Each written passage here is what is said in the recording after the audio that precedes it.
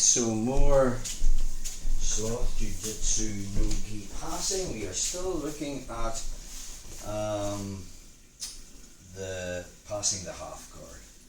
So let's think about, just say from a standing position, Declan's going to butt scoop in and pull half guard. He'll want to have his right leg wrapped around mine, and again, once he's there, he can pull me in to this half guard position and start playing his game.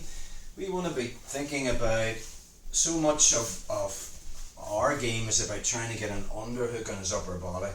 Anytime I'm in his knee shield half guard, Declan's goal is to kick up and win an underhook, which we know is probably his go-to game. Possibly I'm trying to beat the knee shield and win the underhook on him, and then I can start to work my passing, which we've covered. But another thing we can be thinking about is actually underhooking the knee shield. Anytime I underhook that knee shield, if Declan tries to play his game from here, it'd be very difficult for him even to underhook me because I'm keeping his leg. I can just redirect that in.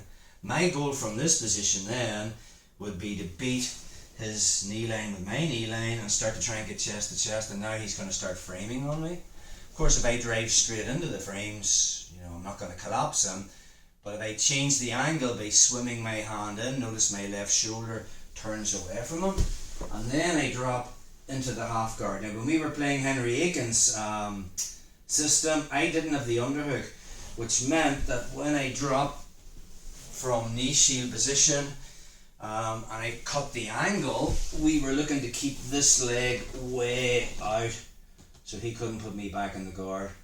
Anytime I brought my knee in to make a wedge, he can just bridge, and I've lost the position. But that's not the case if I have an underhook on his leg. I can make that wedge at his hip. Okay? One, Declan can't put his feet on the mat. If he tries to bridge from here, it's just not going to happen. And now it's just an easy back step. Probably the best he can do is cross his ankles, but notice the way he can't pinch with his thighs. So I can move my butt back and sort of point my toes like a ballerina and take my foot out. And now I've got side control. So from a, you're standing, bro? Yeah. Say we're here. From trying to pull half guard, if I was here, I'd be making a grip and pulling myself into that half guard position. Okay, so Declan's on the ground. I'm aware that he wants to pull half guard, so my hand's just waiting. The minute he brings his foot in, I'm just measly underhooking that leg. I just find that straight away. Whether it's from when he's pulling guard, or whether it's from just from that knee shield position, where he's playing it tight, we're looking to swim inside and basically underhook that leg.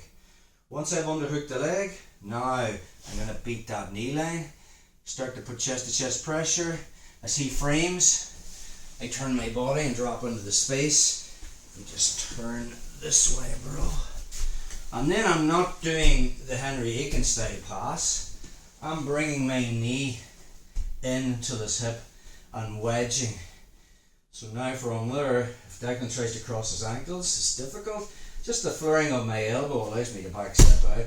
And worst case scenario, if I've been sloppy and he has crossed his ankles, it's just about me moving my butt up and back stepping out, and then I can move into side control. So there is a time and place that we can wedge at the hip as long as we have the underhook, and that really closes down a lot of his offense.